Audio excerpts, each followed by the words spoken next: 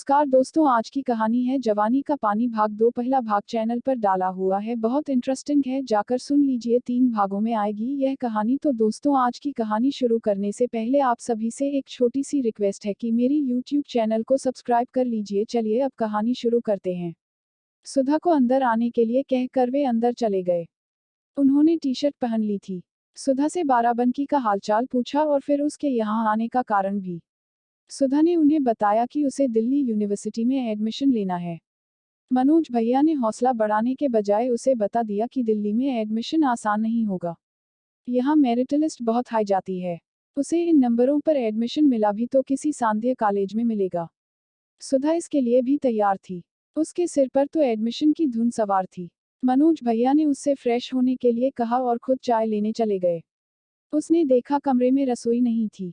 Bathroom भी बाहर balcony में था। वह नहीं चाहती थी कि मनोज भैया के सामने उसे बाथरूम जाना पड़े। बाराबंकी वाली शर्म, संकोच का दामन उससे छूटा नहीं था। मनोज भैया के लौटने से पहले ही वह तैयार हो चुकी थी। मनोज भैया के साथ उसने चाय पी और मुद्दे पर आ गई। वह एडमिशन की सारी प्रक्रिया के बारे में फौरन जानना चाहती थी।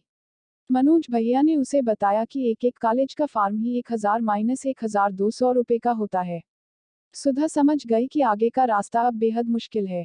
इसके बाद उसने मनोज भैया को अपनी असली स्थिति बताई। वे सुधा को कोई आश्वासन नहीं दे सके। हाँ, उन्होंने सुधा को फौरन जाने को भी नहीं कहा। मनोज भैया से इस बारे में वह कोई बात भी नहीं कर सकी। उसने कुछ कहा नहीं और उन्होंने कुछ पूछा नहीं। मनोज भैया ने टिफिन वाले को फोन कर दिया। दोपहर में करीब 12:30 बजे टिफिन वाला 2 टिफिन दे गया। उसने किसी तरह अपना पूरा टिफिन खाली कर दिया। मनोज भैया पढ़ रहे थे। उन्होंने वही टिफिन 3 बजे खाया। सुधा ने सोचा कि जिस टिफिन का बेकार खाना वह ताजा ताजा नहीं खा पाए, उस टिफिन को मनोज भैया बिना कुछ कहे कैसे इतनी देर बाद खा रहे हैं। सुधा शाम को उनके साथ नीचे गई। बत्रा सिनेमा के सामने कटिंग चाय पीने का ये उसका पहला अनुभव था। वहां पर मौजूद सिविल सर्विस की तैयारी कर रहे अनुभवी लड़कों की नज़र ने पहली बार में ही ताड़ लिया कि इलाके में कोई नई लड़की आई है, लेकिन मनोज भैया की मौजूदगी में वे दूर ही रहे। सुधा ने भी देख लिया कि उसके गोरे रंग और तीखे नैनक्श पर लड़के लट्टू थे। उसे लगा जैसे इन लड़कों की नज़रें उसे कह रही हों, वेलकम टू दिल्ली। हालांकि उनकी नज़रें सुधा के चेहरे पर कम, उसके उभारों पर अधिक केंद्रित थी। सुधा को इन लड़कों के अंदाज से थोड़ी सिहरन होने लगी। उसे समझ में आ गया कि लड़कों का बस चले तो वे आंखों से देखकर ही उसे प्रेग्नेंट कर दें। फिलहाल उसने अपना ध्यान चाय पर ही टिका दिया। मनोज भैया ने ही चाय के पैसे दिए। उन्होंने सुधा से पूछा, क्या तुम घर चली जाओगी? मुझे थोड़ा काम है। दोस्त के यहाँ से कुछ नोट्स लाने हैं।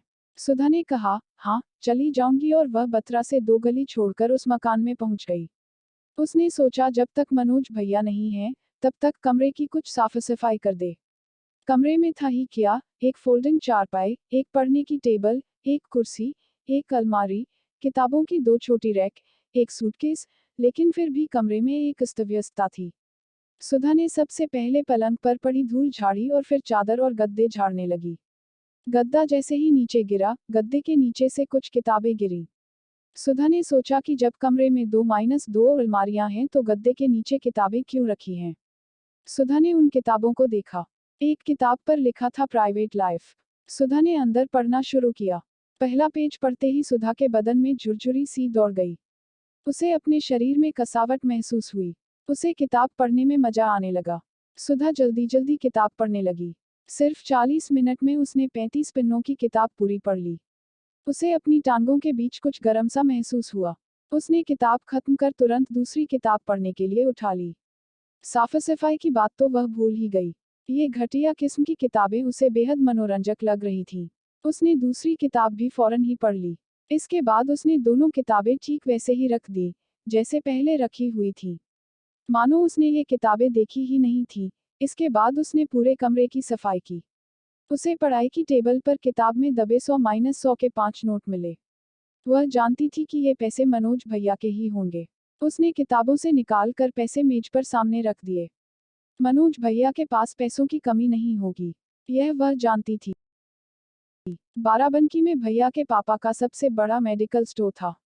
रोजाना करीब 15-20 हजार रुपए से कम की कमाई नहीं थी। मनोज भैया थे भी इकलौते। शाम के 7 बज चुके थे। सुधा को भूख लग रही थी, लेकिन खाने के लिए कुछ नहीं था। सुधा ने अपना सूटकेस खोला और अपने कपड़े ठीक करने लगी। दरवाजे पर दस्तक हुई। सुधा ने दरवाजा खोला। सामने मनोज भैया थे। उनके हाथ में एक थैली थी। उन्होंने सुधा से कहा कि भूख लगी थी इसलिए मोमोज खाने के लिए ले आया। सुधा ने मोमोज नाम पहली बार सुना था। उसने पूछा ये क्या होता है। अजीब सा आकार था उनका, लेकिन मनोज भैया को खाता देख उसने भी एक पीस उठा लिया। मिर्च की चटनी के साथ गरम मोमोज उसे पहली बार में अच्छा नहीं लगा, लेकिन भूख बहुत तेज लगी थी, इसलिए उसने दूसरा पीस भी उठा लिया। तब तक मनोज भैया की नज़र कमरे की सुधरी हुई हालत पर पड़ी तो वे थोड़े परेशान दिखे और बोले, तुमने कमरा साफ क्यों किया सुधा, मैं सुबह काम वाली को बोल देता। कोई बात नहीं भैया, मैं खाली ही तो बैठी थी, सुधा बोली। मनोज भैया ने उसके पास आकर उसे थैंक यू कहा। उनके हाथ उसके सिर से पीठ और फिर कमर तक फिसलते चले गए। इतने लंबे थैंक यू की शायद सुधा को उम्मीद नहीं थी, लेकिन उसे इसका बुरा भी नहीं लगा। उसने उठते हुए कहा, मनोज भैया, आप किताब में 500 रुपये रखकर भूल गए थे। मैंने रुपए मेज पर रखे हुए हैं। मनोज ने रुपए उठाकर जेब में रख लिए। सुधा ने उससे पूछा कि क्या एडमिशन के लिए वे कुछ कर सकते हैं। मनोज भैया ने कहा, सुधा, यहाँ बाराबंकी जैसे नहीं होता। यहाँ बहुत मुश्किल है एडमिशन होना। हाँ, तुम जब तक चाहो यहाँ रहो। सुधा का चेहरा बुझ सा गया। उसकी आंखों से टप टप आंसू गिरने लगे। तभी मनोज भैया उसके पास आए और उसका चेहरा उठाया। आंसू पहुँचते ही वह अचानक मनोज भैया के गले लग गई। वह सुधा के इस अंदाज से थोड़ा संकोच में पड़ गए, लेकिन उन्होंने सुधा को हटाया नहीं। मेरी कहानी सुनने के लिए धन्यवाद दोस्तों। इसी तरह की नई नई कहानी सुनने के लिए मेरे चैनल को सब्सक्राइब कर लीजिए। जाने से पहले आप सभी से एक रिक्वेस्ट है, किसका तीसरा भाग कल सुनने को मिलेगा।